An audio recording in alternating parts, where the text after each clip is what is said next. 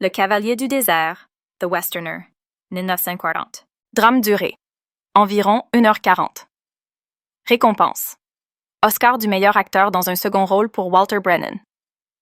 Résumé de l'histoire. Dans le Texas des années 1880, Cole Hardin Gary Cooper, un cowboy solitaire, est arrêté pour vol de cheval dans une petite ville contrôlée par un juge autoproclamé, Roy Bean, Walter Brennan, qui se fait appeler le juge Roy Bean. Ce juge, excentrique et redouté, rend la justice selon ses propres règles, souvent brutales.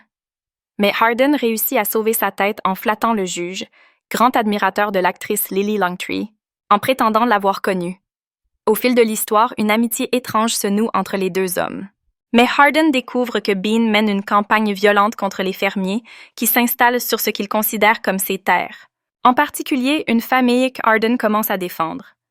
Le conflit entre cowboys et fermiers s'intensifie, et Hardin doit alors choisir entre sa loyauté ambiguë envers Bean et sa conscience.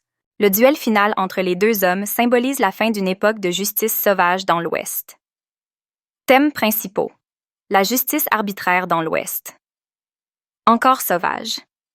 Le conflit entre cowboys et colons. Thème central de nombreux westerns.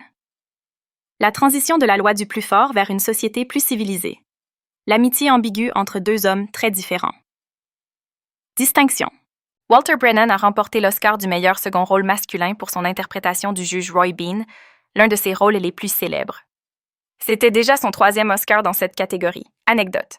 Le personnage du juge Roy Bean est inspiré d'un personnage réel, un juge de l'Ouest texan célèbre pour ses méthodes très personnelles et son obsession pour l'actrice Lily Langtry, qu'il n'a probablement jamais rencontrée.